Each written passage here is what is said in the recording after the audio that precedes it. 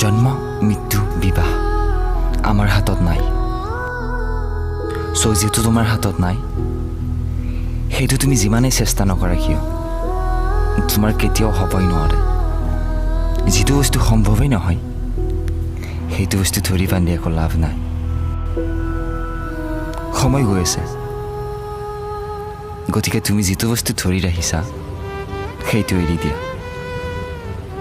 কষ্ট তুমিহে পাইছা বাকী মানুহ আগুৱাই গৈ আছে